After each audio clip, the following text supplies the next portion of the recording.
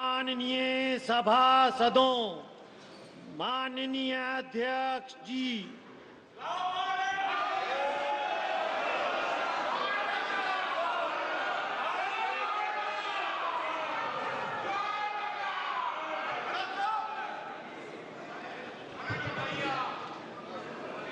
माननीय सदस्यगण, मुझे अपनी ओर से तथा सदन के माननीय सदस्यों की ओर से अंतर संसदीय संघ आईपीयू की प्रेसिडेंट और तंजानिया संयुक्त गणराज्य की नेशनल असेंबली की अध्यक्ष माननीय डॉक्टर तुलिया एक्सन का स्वागत करते हुए अत्यंत प्रसन्नता हो रही है। वे हमारी सम्मानित अतिथि के रूप में भारत की आधिकारिक यात्रा पर आई है। यह हमारे लिए खुशी की बात है कि डॉक्टर एक्सन बजट सत्र को देखने के लिए यहाँ उपस्थित है। माननीय डॉक्टर तुलिया एक्सन शुक्रवार दिनांक 19 जुलाई 2024 को भारत पहुंची। उन्होंने 21 जुलाई 2024 को आगरा का भ्रमण किया और इस समय वह विशेष बॉक्स में आसीन है। हम भारत में उनके सुखद और सफल प्रवास की कामना करते हैं। हम अंतर संसदीय संघ के प्रेसिडेंट के रूप में उनकी भूमिका के लिए सफलता की भी कामना करते हैं। उनके माध्यम से हम तंजानिया गणराज्य की संसद के सदस्यों, तंजानिया की सरकार तथा वहाँ की मित्र जनता को बधाई और शुभकामनाएं देते हैं। माननीय सदस्यगण, जैसा कि आपको समाचार भाग 2 के माध्यम से पहले ही सूचित किया जा चुका है कि माननीय वित्त मंत्री जी के बजट भाषण की प्रतियां हार्ड कॉपी के रूप में उपलब्ध कराई जाएगी। अतः बजट प्रस्तुत हो जाने के पश्चात माननीय सदस्य कृपया बजट भाषण की अपनी अपनी प्रति प्रकाशन काउंटर से प्राप्त कर लें। आपको ये भी सूचित किया जाता है कि माननीय मंत्री द्वारा बजट प्रस्तुत किए जाने के पश्चात बजट की प्रतियां आपको मेंबर्स पोर्टल के माध्यम से भी उपलब्ध करा दी जाएगी। माननीय वित्त मंत्री Shrimati Nirmala Sitharaman.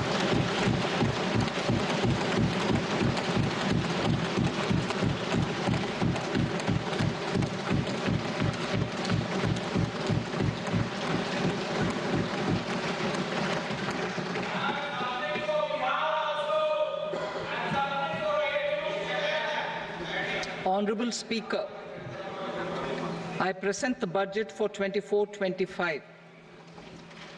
Introduction.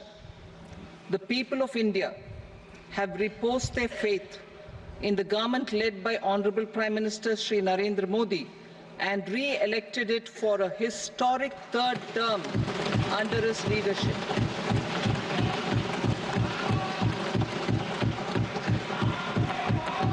We are grateful for their support, faith, and trust in our policies. We are determined to ensure that all Indians, regardless of religion, caste, gender, and age, make substantial progress in realizing their life goals and aspirations. Global context. The global economy, while performing better than expected, is still in the grip of policy uncertainties. Elevated asset prices, political uncertainties, and shipping disruptions continue to pose significant downside risks for growth and upside risks to inflation.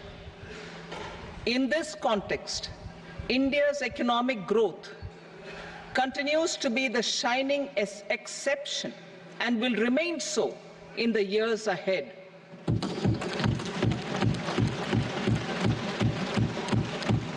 India's inflation continues to be low, stable, and moving towards the 4% target. Core inflation, that is non-food and non-fuel, currently is 3.1%. Steps are being taken to ensure supplies of perishable goods reach markets adequately. Interim budget As mentioned in the interim budget, we need to focus on 4 major castes, namely the Garib, Mahilaye, Yuva, and Annadata, the poor, women, youth, and the farmer. For Annadata, we announced higher minimum support prices a month ago for all major crops, delivering on the promise of at least a 50% margin over costs. Pradhan Mantri Garib Kalyan Anna Yojana was extended for 5 years, benefiting more than 80 crore people. Administrative actions for approval and implementation of various schemes announced in the interim budget are well underway. The required allocations have been made. Budget theme. Turning attention to the full year and beyond in this budget, we particularly focus on employment, skilling, MSMEs, and the middle class. I am happy to announce the Prime Minister's package of 5 schemes and initiatives to facilitate employment, skilling, and other opportunities for 4.1 crore youth over a 5-year period, with a central outlay of 2 lakh crore rupees. I will speak about them shortly, while more details may be seen in the annexure. This year, I've made a provision of 1.48 lakh rupees, 1.48 lakh crore rupees for education, employment, and skilling. Budget priorities. The people have given a unique opportunity to our government to take the country on the path of strong development and an all-round prosperity. In the interim budget, we promise to present a detailed roadmap for our pursuit of Vikasit Bharat. In line with the strategy set out in the interim budget, this budget envisages sustained efforts on the following 9 priorities for generating ample opportunities for all. Number 1, productivity and resilience in agriculture. Number 2, employment and skilling. Number 3, inclusive human resource development and social justice. 4, manufacturing and services. 5, urban development. 6, energy security. 7, infrastructure. 8, innovation, research and development. And 9, next generation reforms. Subsequent budgets will build on these and add more priorities and actions. A more detailed formulation will be carried out as part of the economic policy framework, about which I will speak later in this speech. This budget details some of the specific actions to be initiated in the current year towards fulfillment of these priorities, with potential for transformative changes. The budget also covers some of the previously made announcements with intent to strengthen them and step up their implementation for expediting our journey towards the goal of Vikasit Bharat. Priority 1, productivity and resilience in agriculture. Transforming agricultural research. Our government will undertake a comprehensive review of the agricultural research setup to bring the focus on raising productivity and developing climate-resilient varieties. Funding will be provided in challenge mode, including to the private sector. Domain experts, both from the government and outside, will oversee the conduct of such research. Release of new varieties. New 109 high-yielding and climate-resilient varieties of 32 field and horticultural crops will be released for cultivation by farmers. Natural farming. In the next 2 years, 1 crore farmers across the country will be initiated into natural farming, supported by certification and branding.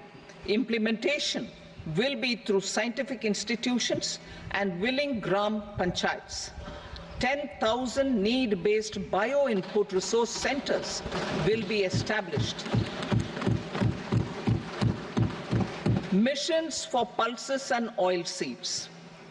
For achieving self-sufficiency in pulses and oilseeds, we will strengthen their production, storage, and marketing. As announced in the interim budget, a strategy is being put in place to achieve Atmanirbharta for oilseeds such as mustard, groundnut, sesame, soybean, and sunflower. Vegetable production and supply chains. Large-scale clusters for vegetable production will be developed closer to major consumption centers. We will promote farmer-producer organizations, cooperatives, and startups for vegetable supply chains, including for collection and storage and marketing. Digital public infrastructure for agriculture. Buoyed by the success of the pilot project, our government, in partnership with the states, will facilitate the implementation of the digital public infrastructure in agriculture for coverage of farmers and their lands in 3 years. During this year, digital crop survey for Kharif using the DPI will be taken up in 400 districts. The details of 6 crore farmers and their lands will be brought into the farmer and land registries. Further, the issuance of Jan Samarth based Kisan credit cards will be enabled in 5 states. Shrimp production and export. Financial support for setting up a network of nucleus breeding centers for shrimp brood stocks will be provided. Financing for shrimp farming, processing, and export will be facilitated through NABARD. National cooperation policy. Our government will bring out a national cooperation policy for systematic, orderly, and all-round development of the cooperative sector, fast-tracking growth of rural economy and generation of employment opportunities on a large scale will be the policy goal. This year, I have made a provision of 1.52 lakh crore rupees for agriculture and allied sectors.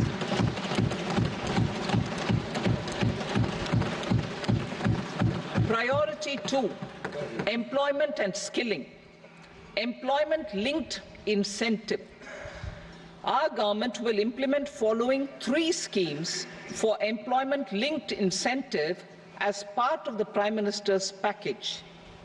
These will be based on enrollment in the EPFO and focus on recognition of first-time employees and support to employees and employers. Scheme A, first-timers. This scheme will provide 1 month wage to all persons newly entering the workforce in all formal sectors.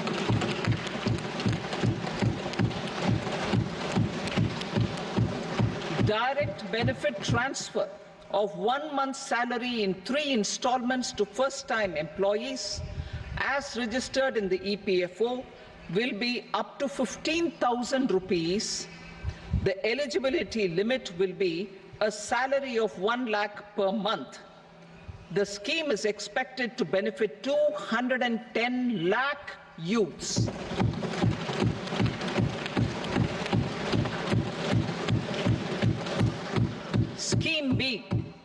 job creation in manufacturing.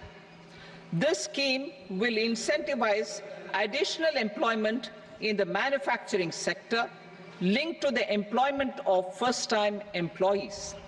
An incentive will be provided at specified scale directly both to the employee and the employer with respect to the EPFO contribution in the first 4 years of employment.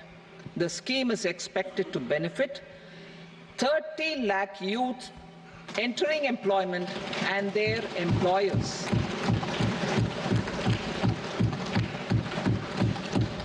Scheme C, support to employers.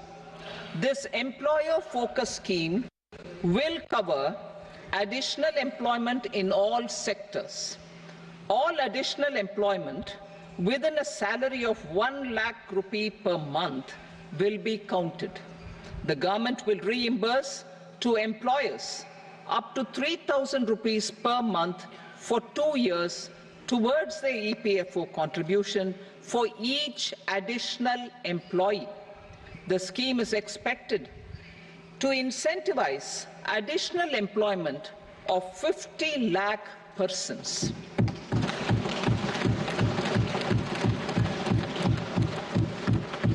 Participation of women in the workforce. We will facilitate higher participation of women in the workforce through setting up of working women hostels in collaboration with industry and establishing creches. In addition, the partnership will seek to organize women-specific skilling programs and promotion of market access for women SHG enterprises. Skilling program. I'm happy to announce a new centrally sponsored scheme as the fourth scheme under the Prime Minister's package for skilling in collaboration with state governments and industry. 20 lakh youth will be skilled over a 5-year period.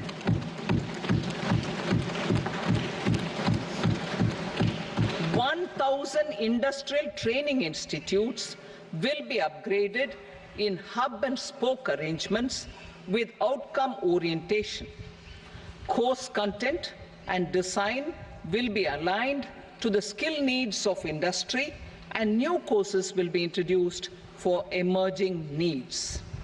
Skilling loans.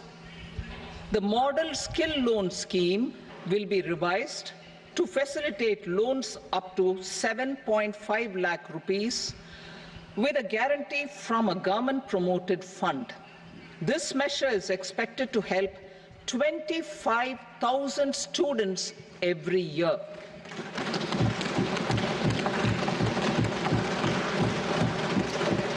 Education loans. For helping our youth who have not been eligible for any benefit under government schemes and policies, I am happy to announce a financial support for loans up to 10 lakh rupees for higher education in domestic institutions.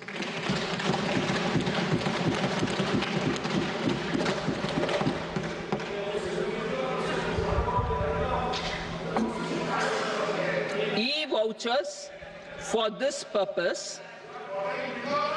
E-vouchers for this purpose will be given directly to 1 lakh students every year for annual interest subvention of 3% of the loan amount.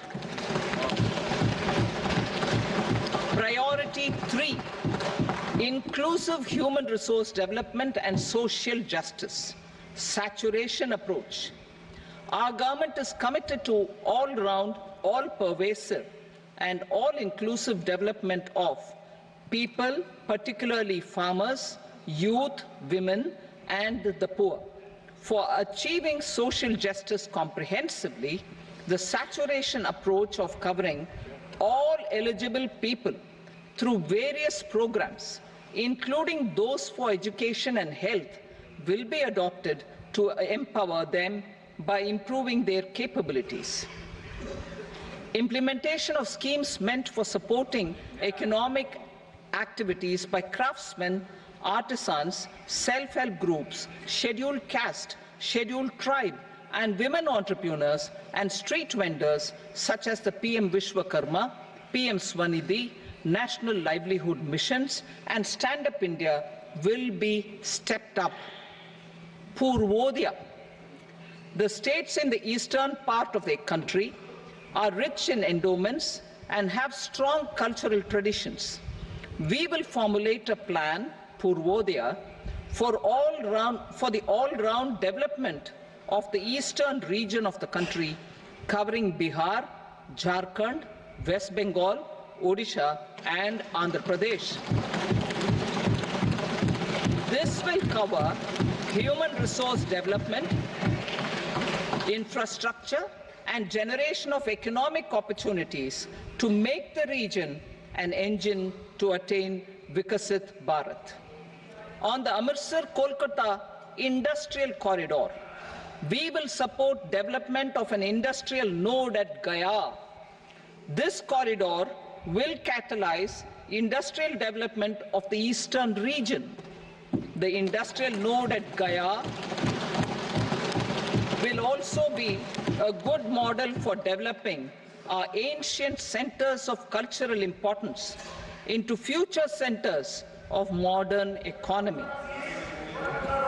This model shall showcase Vikas B, Virasat B in our growth trajectory. We will also support development of road connectivity projects, namely 1. Patna-Purnia Expressway, 2. Buxar-Bhagalpur Expressway, 3. Bodh Gaya, Rajgir, Vaishali and Darbhanga spurs, and 4.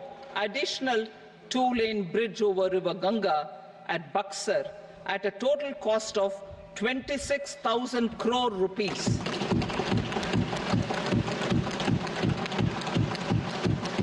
Power projects, including setting up of a new 2,400 megawatt power plant at Pir Painti, will be taken up at a cost of 21,400 crore rupees.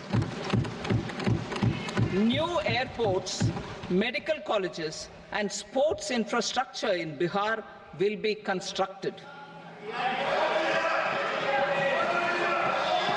An additional allocation to support capital investments will be provided. The requests of Bihar government for external assistance from multilateral development banks will be expedited.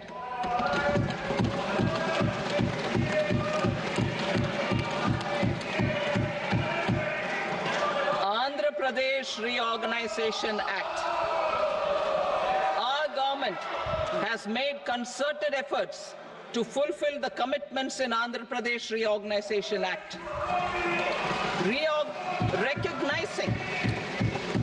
Recognizing the state's need for the capital, recognizing the state's need for a capital, we will facilitate special financial support through multilateral development agencies. In the current financial year, 15,000 crore rupees will be arranged with additional amounts in future years.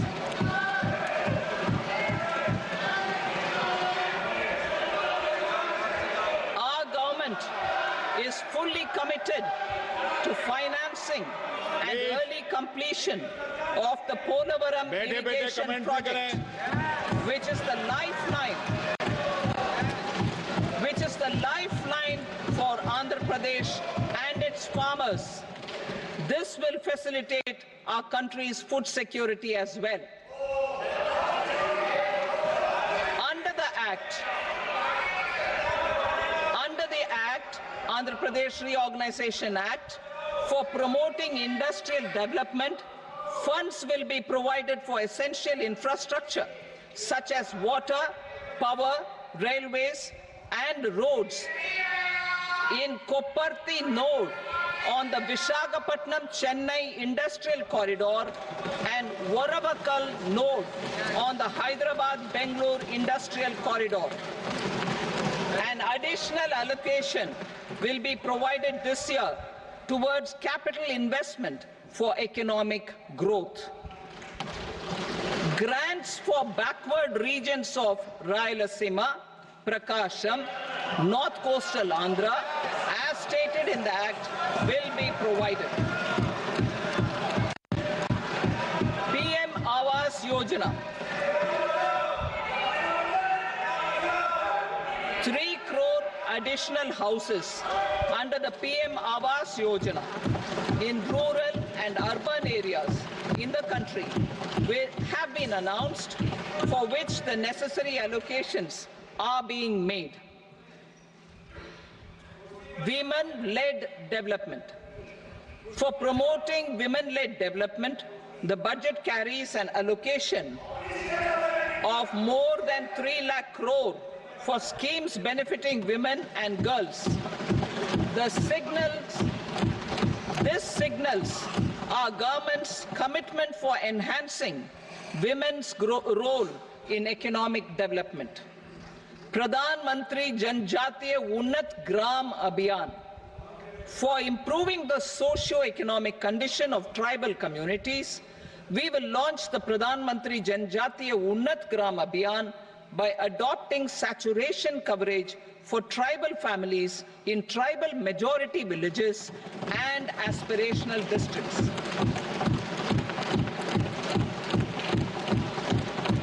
This will cover 63,000 villages, benefiting 5 crore tribal people. Bank branches in northeastern region. More than 100 branches of India Post Payment Bank will be set up in the northeast region to expand the banking services. This year, I have made a provision of 2.66 lakh crore rupees for rural development, including rural infrastructure. Priority 4, manufacturing and services, support for promotion of MSMEs. This budget provides special attention to MSMEs and manufacturing, particularly labor-intensive manufacturing. We have formulated a package covering financing, regulatory changes, and technology support for MSMEs to help them grow and also compete globally, as mentioned in the interim budget. I am happy to announce the following specific measures. Credit guarantee scheme for MSMEs in the manufacturing sector.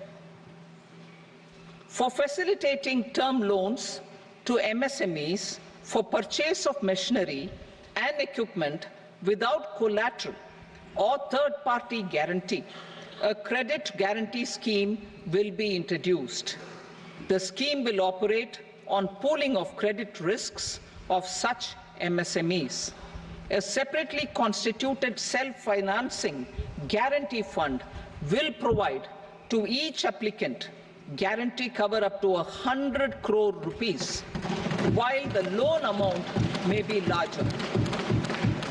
The borrower will have to provide an upfront guarantee fee and an annual guarantee fee on the reducing loan balance. New assessment model for MSME credit. Public sector banks will build their own in-house capability to assess MSMEs for credit instead of relying on external assessment. They will also take a lead in developing or getting developed a new credit assessment model based on the scoring of digital footprints of the MSMEs in the economy. This is expected to be a significant improvement over the traditional assessment of credit eligibility based only on asset or turnover criteria. That will also cover MSMEs without a formal accounting system. Credit support to MSMEs during stress period. I'm happy to announce a new mechanism for facilitating continuation of bank credit to MSMEs during their stress period while being in special mention account, SMA stage, for reasons beyond their control. MSMEs need credit to continue their business and to avoid getting into the NPA stage. Credit availability will be supported through a guarantee from a government-promoted fund. Mudra loans.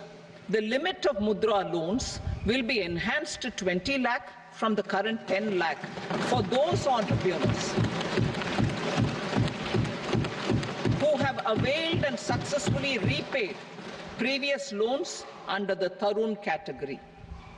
Enhanced scope for mandatory onboarding in TREDS. For facilitating MSMEs to unlock their working capital by converting their trade receivables into cash, I propose to reduce the turnover threshold of buyers for mandatory onboarding on the TREDS platform from rupees 500 crore to 250 crore rupees. This measure will bring 22 more CPSCs and 7,000 more companies onto the platform. Medium enterprises will also be included in the scope of the suppliers. SIDBI branches in MSME clusters. SIDBI will open new branches to expand its reach to serve all major MSME clusters within 3 years and provide direct credit to them. With the opening of 24 such branches this year, the service coverage will expand to 168 out of 242 major clusters.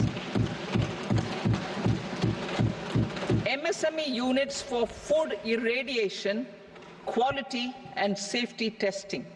Financial support for setting up of 50 multi-product food irradiation units in the MSME sector will be provided. Setting up of 100 food quality and safety testing labs with NABL accreditation will be facilitated. E-commerce export hubs.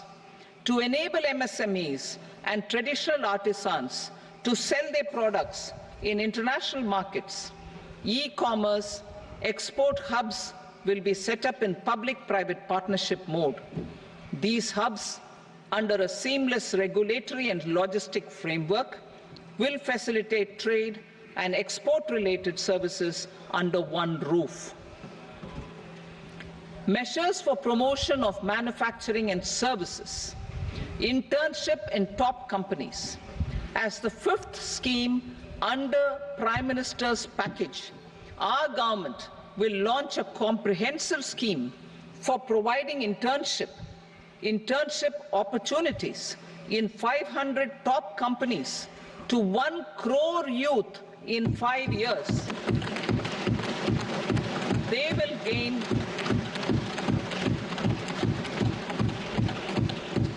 will gain exposure for 12 months to real-life business environment, varied professions, and employment opportunities. An internship allowance of 5,000 per month, 5,000 rupees per month, along with a one-time assistance of 6,000 rupees will be provided. Companies will be expected to bear the training cost and 10% of their internship cost from their CSR funds. Industrial parks. Our government will facilitate development of investment-ready, plug-and-play industrial parks with complete infrastructure in or near 100 cities in partnership with the states and private sector by better using town planning schemes. 12 industrial parks under the National Industrial Corridor Development Program also will be sanctioned.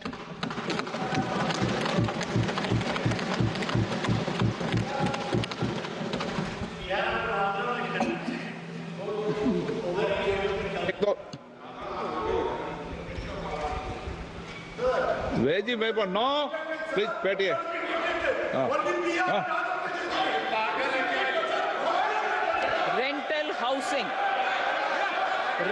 housing with dormitory type accommodation for industrial workers will be, just 1 minute.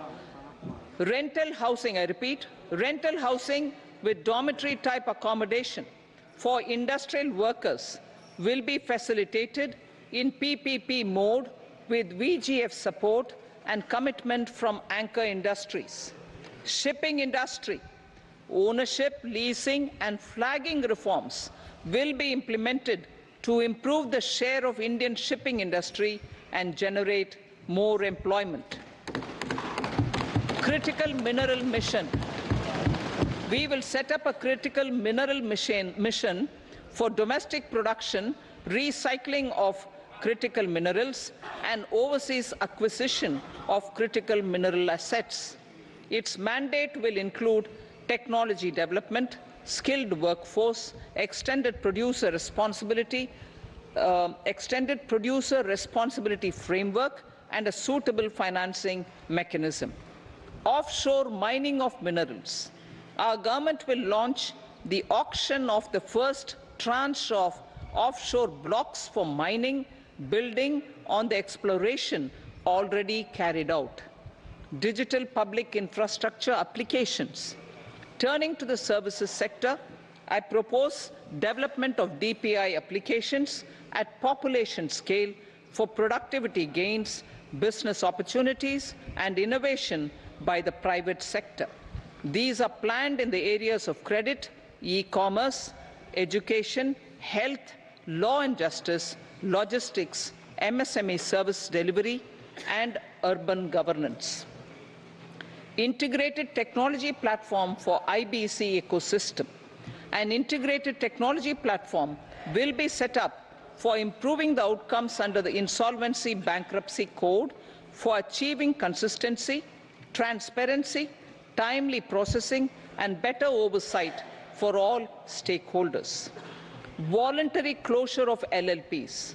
The services of the Center for Processing Accelerated Corporate Exit, CPACE, will be extended for voluntary closure of LLPs to reduce the closure times. National Company Law Tribunals. The IBC has resolved more than 1,000 companies, resulting in direct recovery of 3.3 lakh crore to creditors. 3.3 lakh crore rupees to creditors.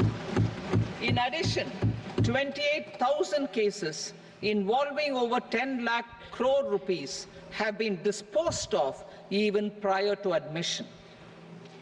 Appropriate changes to the IBC, reforms and strengthening of the tribunal and appellate tribunals will be initiated to speed up insolvency resolution.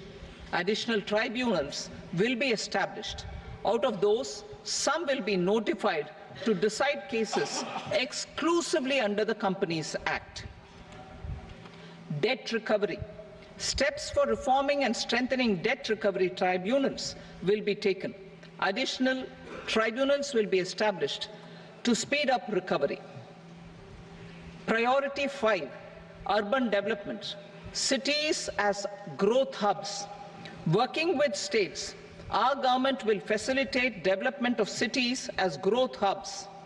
This will be achieved through economic and transit planning and orderly development of peri-urban areas utilizing town planning schemes.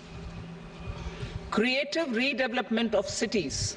For creative brownfield redevelopment of existing cities with a transformative impact, our government will formulate a framework for enabling policies, market-based mechanisms, and regulation.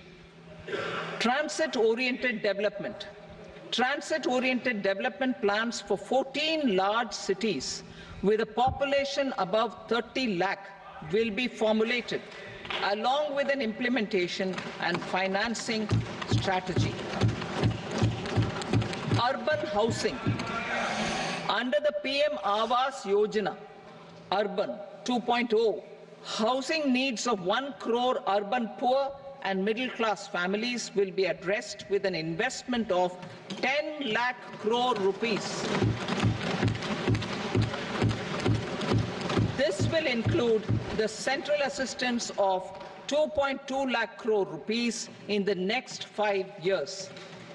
A provision of interest subsidy to facilitate loans at affordable rates is also envisaged.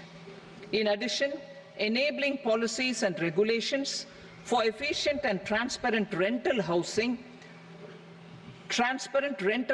markets with enhanced availability will also be put in place. Water supply and sanitation. In partnership with state governments and multilateral development banks, we will promote water supply, sewage treatments, and solid waste management projects and services for 100 large cities through bankable projects. These projects will also envisage use of treated water for irrigation and filling up of tanks in nearby areas. Street markets. Building on the success of PM Swanidhi scheme in transforming the lives of street vendors, our government envisions a scheme to support each year over the next 5 years the development of 100 weekly hearts or street food hubs in select cities. Stamp duty. We will encourage states which continue to charge high stamp duty to moderate the rates for all and also consider further lowering duties for properties purchased by women. This reform will be made an essential component of urban development schemes. Priority 6, energy security, energy transition. In the interim budget, I had announced our strategy to sustain high and more resource-efficient economic growth, along with the energy security in terms of availability, accessibility, and affordability. We will bring out a policy document on appropriate energy transition pathways that balances the imperatives of employment, growth, and environmental sustainability. PM Surya Ghar Muft Bijli Yojana. PM Surya Ghar Muft Bijli Yojana. In line with the announcement in the interim budget,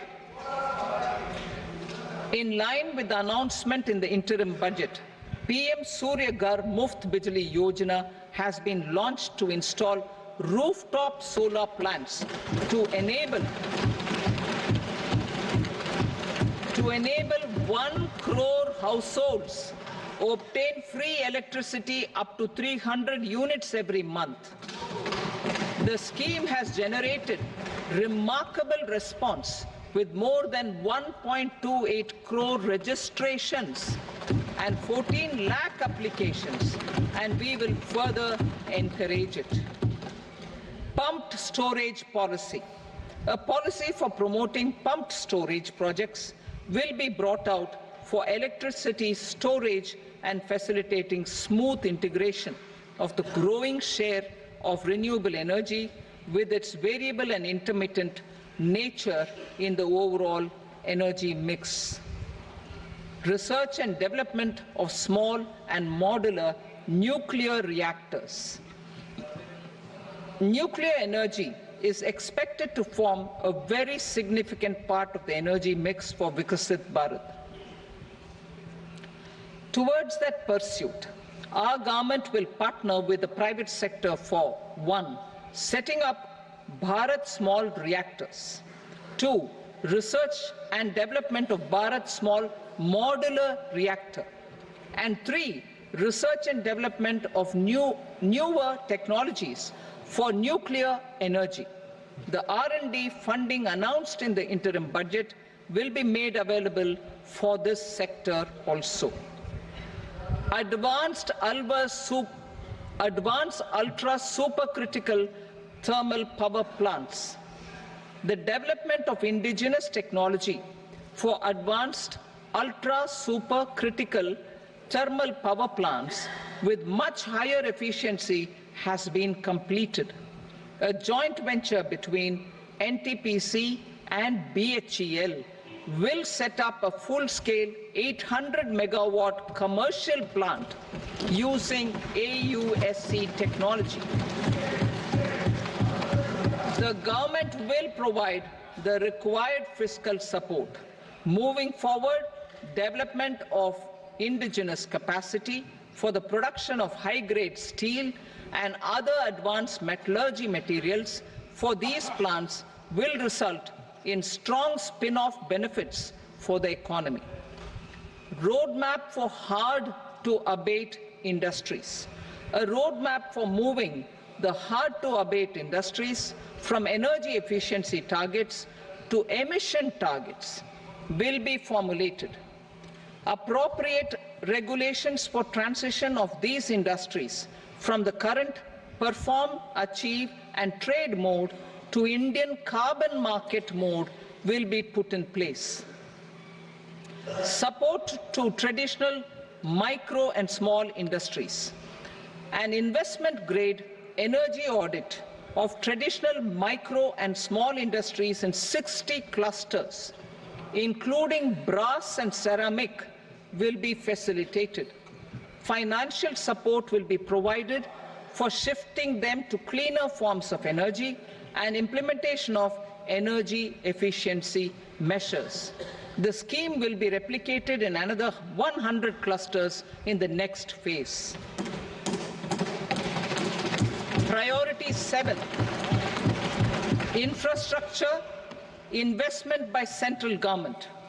Significant investment the central government has made over the years in building and improving infrastructure has had a strong multiplier effect on the economy.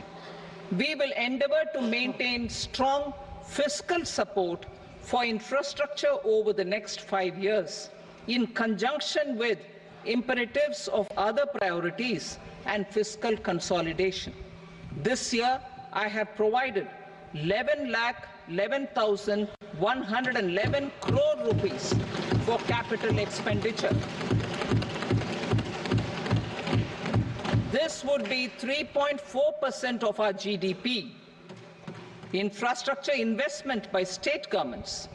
We will encourage states to provide support of similar scale for infrastructure, subject to their development priorities. A provision of 1.5 lakh crore rupees for long-term interest-free loans have been made this year also to support the states in their resource allocation. Private investment in infrastructure. Investment in infrastructure by private sector will be promoted through viability gap funding and enabling policies and regulations. A market-based financing framework will be brought out. Pradhan Mantri Gram Sadak Yojana. Phase 4 of the PMGSY will be launched to provide all-weather connectivity to 25,000 rural habitations, which have become eligible in view of their population increase. Irrigation and flood mitigation. Bihar has frequently suffered from floods, many of them originating outside the country. Plans to build flood control structures in Nepal are yet to progress. Our government, through the Accelerated Irrigation Benefit Program and other sources, will provide financial support for projects with estimated cost of 11,500 crore rupees, such as the Kosi-Michi intra-state link and 20 other ongoing and new schemes, including barrages, river pollution abatement and irrigation projects. In addition, survey and investigation of Kosi-related flood mitigation and irrigation projects will be undertaken.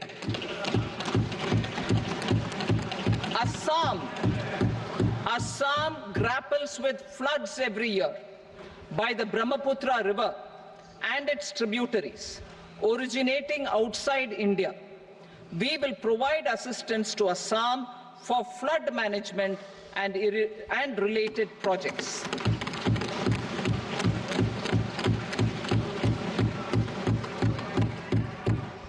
Himachal Pradesh suffered extensive losses due to floods last year.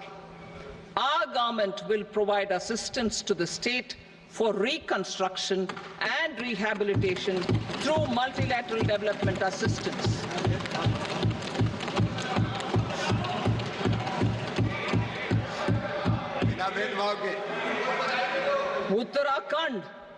Uttarakhand too suffered losses due to cloudbursts and massive landslides. We will provide assistance to the state.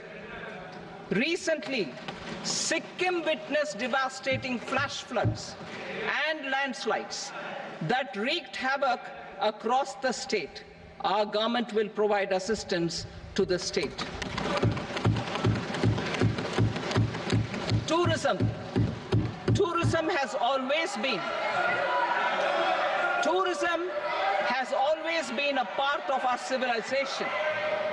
Our efforts in positioning India as a global tourist destination will also create jobs, stimulate investments, and unlock economic opportunities for other sectors.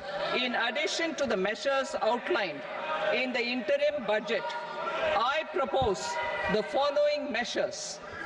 Vishnupad Temple at Gaya and Mahabodhi Temple at Bodh Gaya in Bihar are of immense spiritual significance. Comprehensive development of Vishnupad Temple corridor and Mahabodhi Temple corridor will be supported, modeled on the successful Kashi Vishwanath Temple corridor to transform them into world-class pilgrim and tourist destinations. Rajgir holds immense religious significance for Hindus, Buddhists and Jains. The 20th Tirthankara Muniswarata temple in the Jain temple complex is ancient. The Saptarishi or the 7 hot springs form a warm water Brahmkund that is sacred. A comprehensive development initiative for Rajgir will be undertaken. Our government will support the development of Nalanda as a tourist center, besides reviving Nalanda University to its glorious stature. Odisha's scenic beauty, temples, monuments, craftsmanship, wildlife sanctuaries, natural landscapes, and pristine beaches make it an ultimate tourism destination. Our government will provide assistance for their development to Odisha as well. Priority 8, innovation, research, and development. We will operationalize the Anusandhan National Research Fund for basic research and prototype development. Further, we will set up a mechanism for spurring private sector-driven research and innovation at commercial scale with a financing pool of 1 lakh crore rupees in line with the announcement in the interim budget. Space economy. With our continued emphasis on expanding the space economy by 5 times in the next 10 years, a venture capital fund of 1,000 crore rupees will be set up. Priority 9, next generation reforms. Economic policy framework. We will formulate an economic policy framework to delineate the overarching approach to economic development and set the scope of the next generation of reforms for facilitating employment opportunities and sustaining high growth. Our government will initiate and incentivize reforms for 1. Improving productivity of factors of production, and 2. Facilitating markets and sectors to become more efficient. These reforms will cover all factors of production, namely land, labor, capital, and entrepreneurship, and technology as an enabler of improving total factor productivity and bridging inequality. Effective implementation of several of these reforms requires collaboration between the center and the states, and building consensus as development of the country lies in development of the states. For promoting competitive federalism and incentivizing states for faster implementation of reforms, I propose to earmark a significant part of the 50-year interest-free loan. Working with the states, we will initiate the following reforms.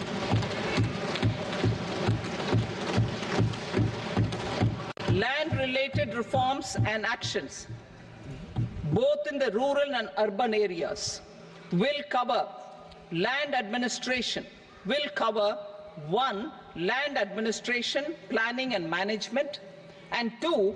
Urban planning usage and building bylaws. These will be incentivized for completion within the next 3 years through appropriate fiscal support. Rural land-related actions. Rural land-related actions will include 1. Assignment of unique land parcel identification number, UL PIN, or Bhu Aadhaar for all lands. 2. Digitization of cadastral maps. 3. Subdivisions, survey of map subdivisions as per current ownership. 4. Establishment of land registry. And 5. Linking to the farmers registry. These actions will also facilitate credit flow and other agricultural services. Urban land-related actions. Land records in urban areas will be digitized with GIS mapping. An IT-based system for property record administration, updating, and tax administration will be established. These will also facilitate improving the financial position of urban local bodies. Labor-related reforms. Services to labor. Our government will facilitate the provision of a wide array of services to labor, including those for employment and skilling. A comprehensive integration of e-Shram portal with other portals will facilitate such one-stop solution.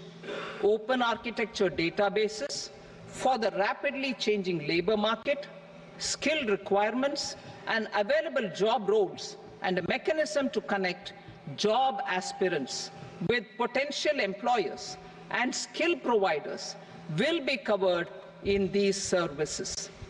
Shram Suvidha and Samadhan portal.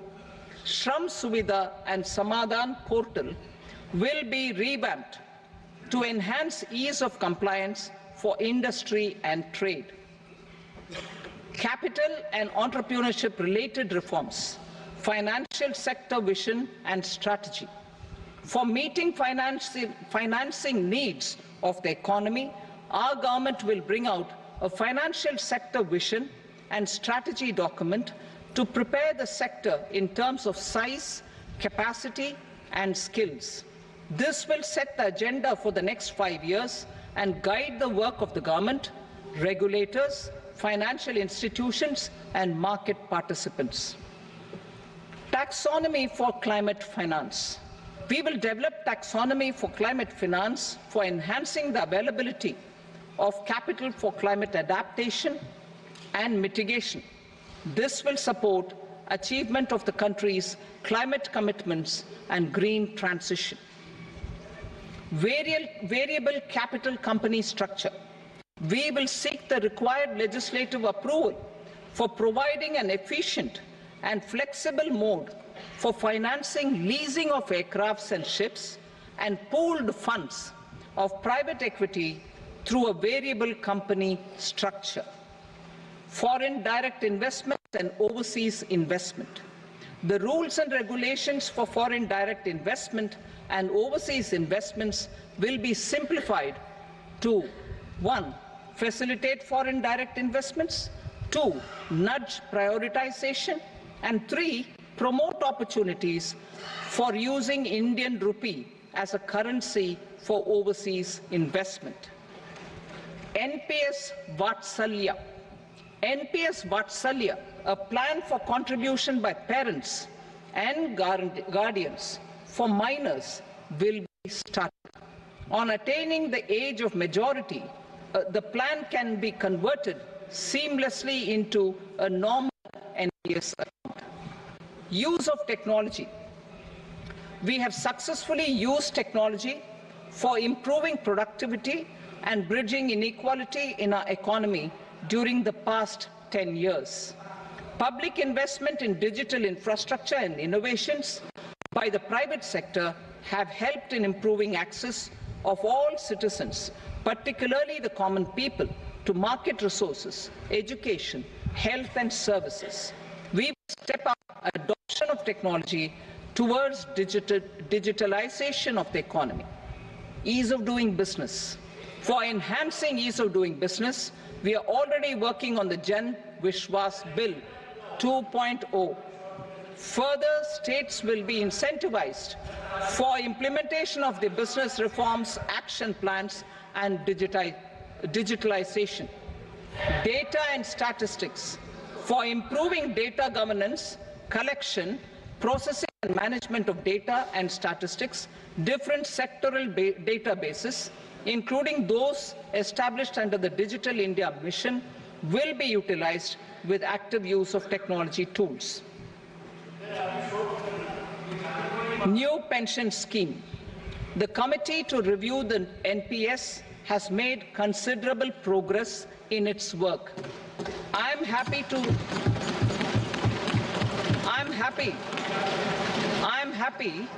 that the staff side of the National Council of the Joint Consultative Machinery for Central Government Employees has taken a constructive approach.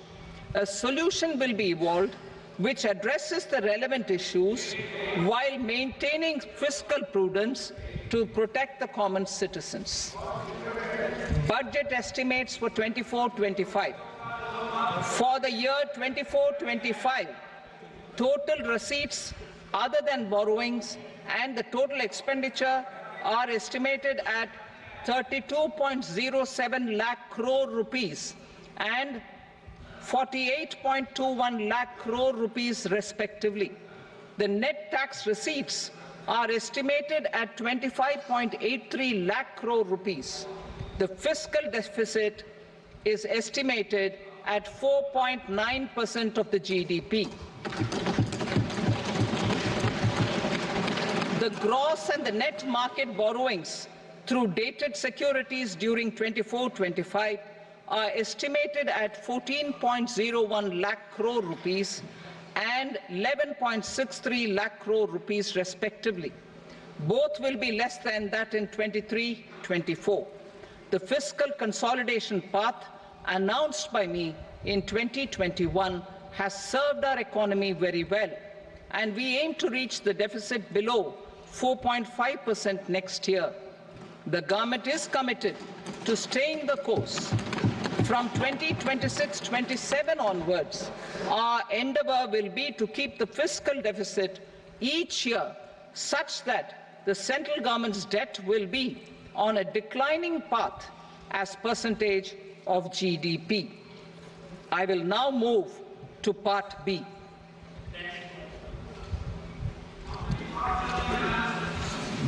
Indirect taxes. Sir, I start with GST.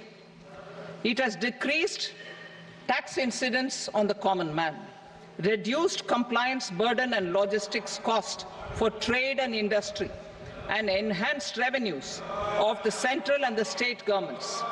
It is a success of vast proportions.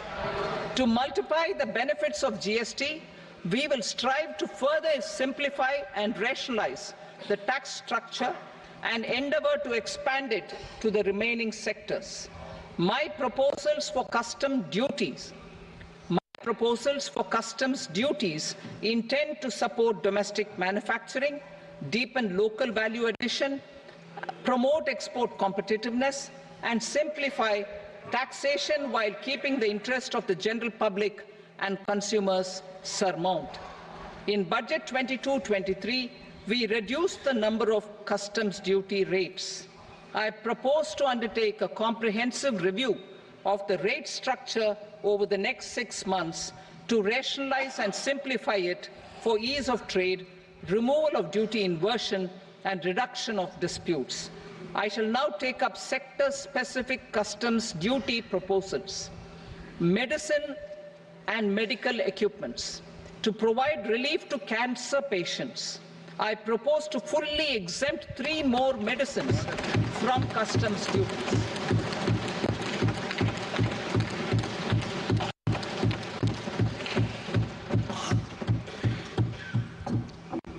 I also propose changes in the BCD on X-ray tubes and flat panel detectors for use in medical X-ray machines under the phased manufacturing program so as to synchronize them with the domestic capacity addition.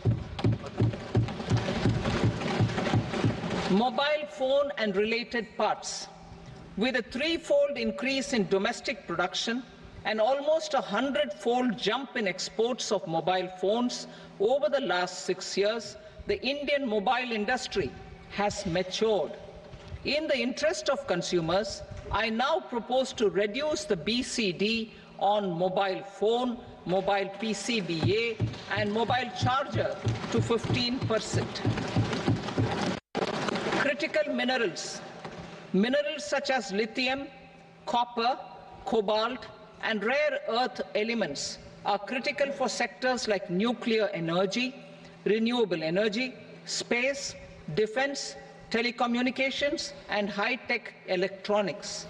I propose to fully exempt customs duties on 25 critical minerals and reduce BCD on 2 of them. This will provide a major fillip to the processing and refining of such minerals and help secure their availability for these strategic and important sectors. Solar energy. Energy transition is critical in the fight against climate change. To support energy transition, I propose to expand the list of exempted capital goods for use in the manufacture of solar cells and panels in the country. Further, in view of sufficient domestic manufacturing capacity of solar gas, glass, and tinned copper interconnect, I propose not to extend the exemption of custom duties provided to them. Marine products. India's seafood exports in the last financial year touched an all-time high of more than 60,000 crores of rupees. Frozen shrimp accounted for about 2/3 of these exports. To enhance their competitiveness, I propose to reduce BCD on certain broodstock, polychaete worms, shrimp, and fish feed to 5%. I also propose to exempt customs duty on various inputs for manufacture of shrimp and fish feed. Leather and textile. Similarly, to enhance the competitiveness of exports in the leather and textile sectors, I propose to reduce BCD on real down-filling material from duck or goose. I am also making additions to the list of exempted goods for manufacture of leather and textile garments, footwear, and other leather articles for export. To rectify inversion in duty, I propose to reduce BCD subject to conditions on methylene diphenyl diisocyanate, MDI, for manufacture of spandex yarn from 7.5 to 5%. Furthermore, the export duty structure on raw hides, skin, and leather is proposed to be simplified and rationalized. Precious metals.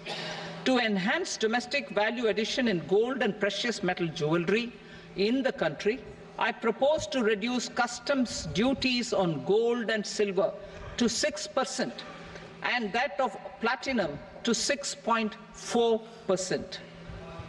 Other metals, steel and copper, are important raw materials.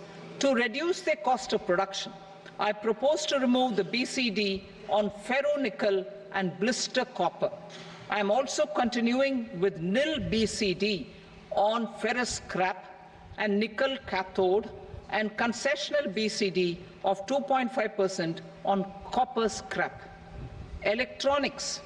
To increase value addition in the domestic electronics industry, I propose to remove the BCD subject to conditions on oxygen-free copper for manufacture of resistors. I also propose to exempt certain parts for manufacture of connectors. Chemicals and petrochemicals. To support existing and new capacities in the pipeline, I propose to increase the BCD on ammonium nitrate from 7.5% to 10%. Plastics. PVC flex banners are non-biodegradable and hazardous for environment and health. To curb their imports, I propose to raise the BCD on them from 10 to 25%. Telecommunication equipment.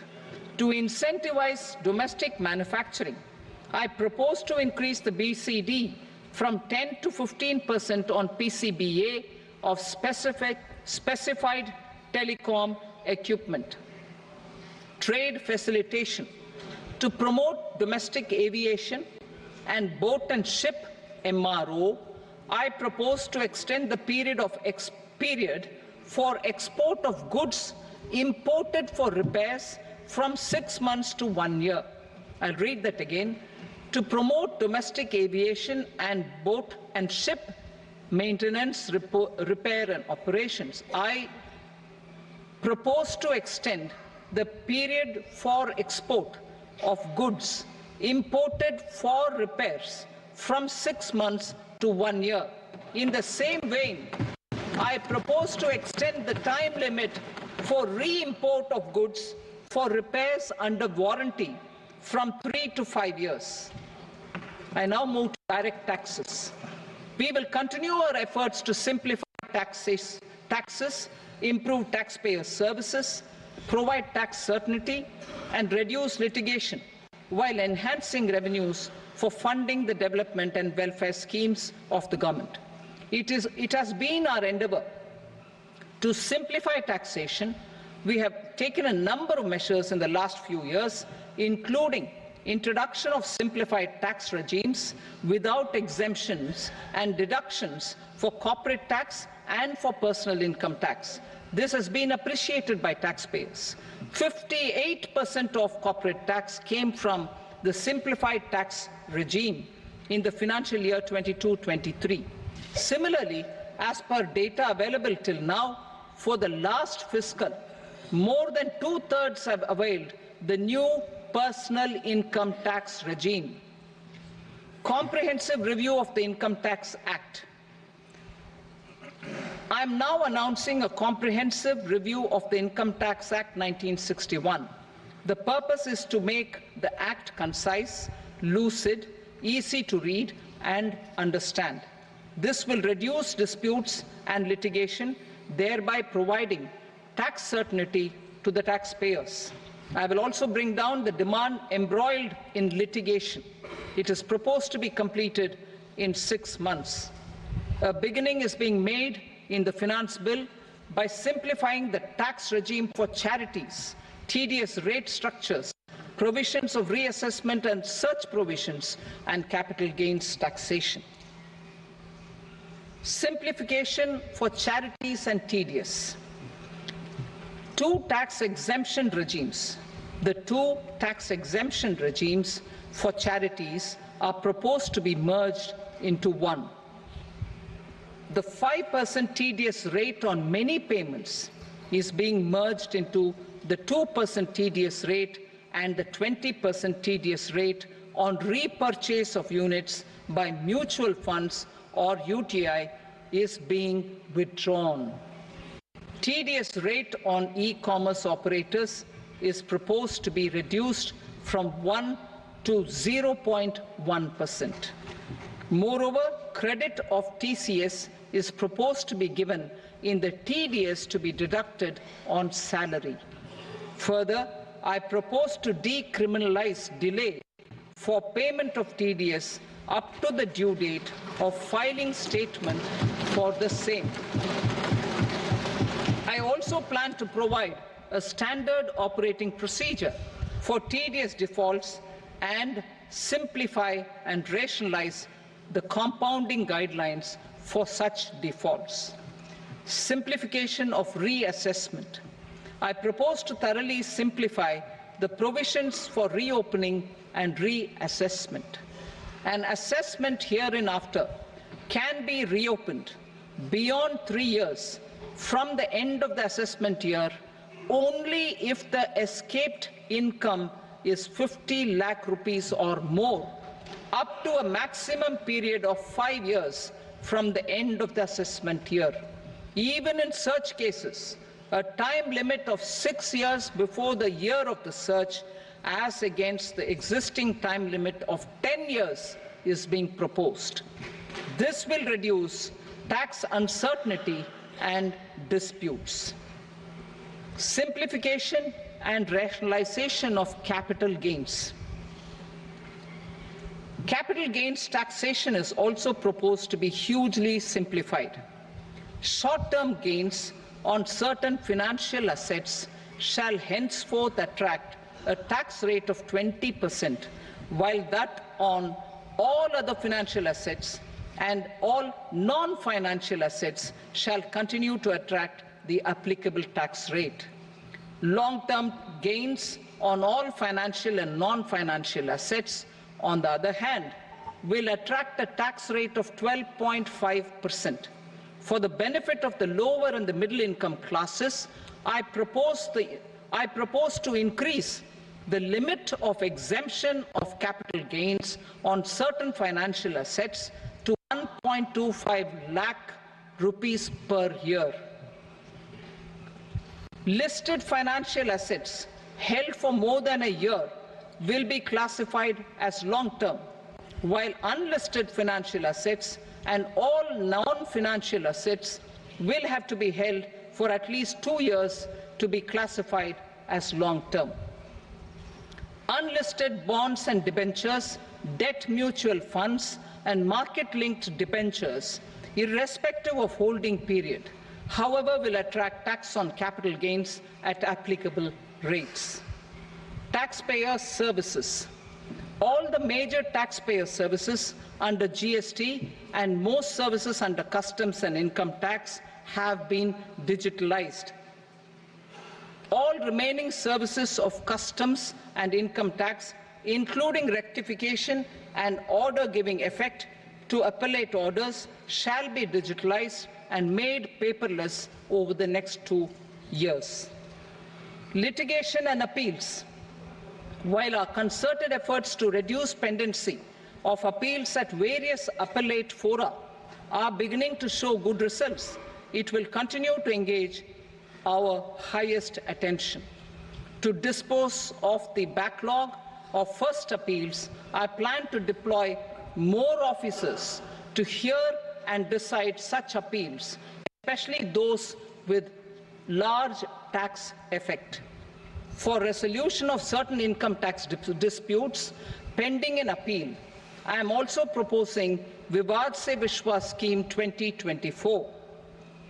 Further, I propose to increase monetary limits for filing appeals related to direct taxes, excise and service tax in the tax tribunals, high courts and Supreme Court to 60 lakh rupees, 2 crore rupees and 5 crore respectively. With a view to reduce litigation and provide certainty in international taxation, we will expand the scope of safe harbor rules and make them more attractive. We will also streamline the transfer pricing assessment procedure. Employment and investment. I have a few proposals to promote investment and foster employment. First of all, to bolster the Indian startup ecosystem, boost the entrepreneurial spirit, and to support innovation, I propose to abolish the so-called angel tax for all classes of investors. Second, there is tremendous potential for cruise tourism in India. To give a fillip to this employment-generating industry, I am proposing a simpler tax regime for foreign shipping companies operating domestic cruises in the country. Third, India is a world leader in the diamond cutting and polishing industry, which employs a large number of skilled workers. To further promote the development of this sector, we would provide for safe harbor rates for foreign mining companies selling raw diamonds in the country. Fourth, to attract foreign capital for our development needs, I propose to reduce the corporate tax rate on foreign companies from 40 to 35%. Deepening the tax base. I have a couple of proposals for deepening the tax base. First, security transaction tax on futures and options of securities is proposed to be increased to 0.02% and 0.1% respectively. Second, for reasons of equity, I propose to tax income received on buyback of shares in the hands of recipients. Other proposals. To improve social security benefits, deduction of expenditure by employers towards NPS is proposed to be increased from 10 to 14% of the employee's salary. Similarly, deduction of this expenditure up to 14% of salary from the income of employees in private sector, public sector banks and undertakings opting for the new tax regime is proposed to be provided. Indian professionals working in multinationals get ESOPs and invest in social security schemes and other movable assets abroad.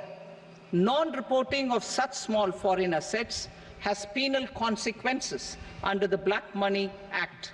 Such non-reporting of movable assets up to 20 lakh rupees is proposed to be depenalized.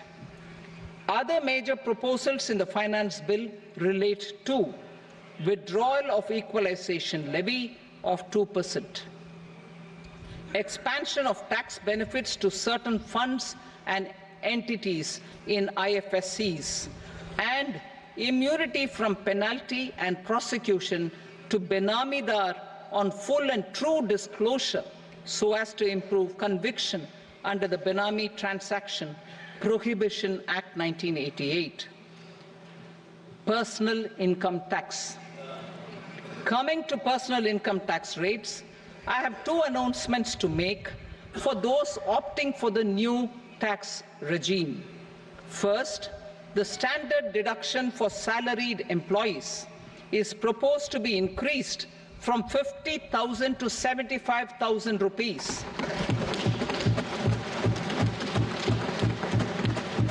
Similarly, deduction on family pension for pensioners is proposed to be enhanced from 15,000 to 25,000 rupees.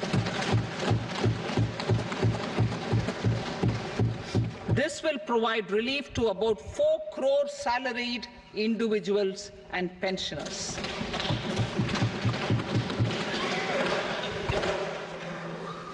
Second, in the new tax regime, the tax rate structure is proposed to be revised as follows. 0 to 3 lakh rupees, nil. 3 to 7 lakh rupees, 5%. 7 to 10 lakh rupees, 10%. 10 to 12 lakh rupees, 15%. 12 to 15 lakh rupees, 20%. And above 15 lakh rupees, 30%. As a result of these changes, a salaried employee in the new tax regime stands to save up to 17,500 rupees in income tax.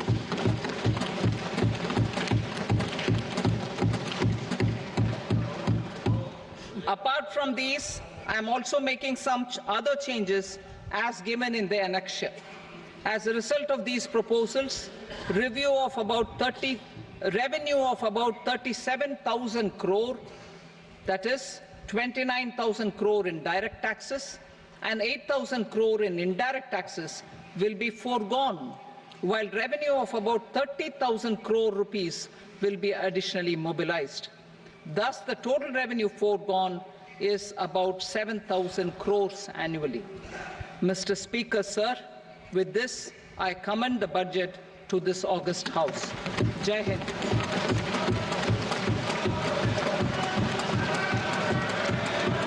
Item number 2. Item number 2.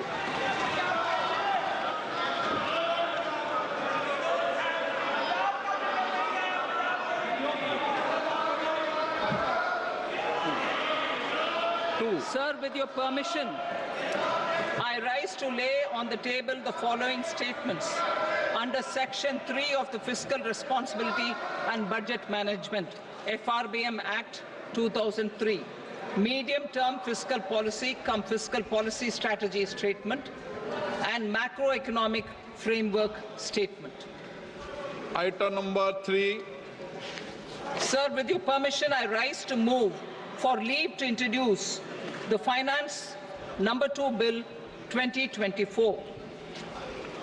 प्रश्न ये कि विधेयक को पुनर्स्थापित करने की अनुमति प्रदान की जाए। जो सदस्य इसके पक्ष में हाँ कहें, जो सदस्य विरोध में ना कहें। मेरे विचार में निर्णय हाँ वालों के पक्ष में अनुमति प्रदान की जाती है। माननीय मंत्री जी, अब विधेयक पुनर्स्थापित करें। Sir, I introduce the bill. Item number 4.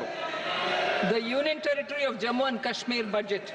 Sir, I rise to present a statement, Hindi and English versions, of the estimated receipts and expenditure of the Union Territory of Jammu and Kashmir for the year 24-25. सभा की कार्रवाई कल बुधवार दिनांक 24 जुलाई 2024 को प्राप्त 11 बजे तक के लिए स्थगित की जाती है।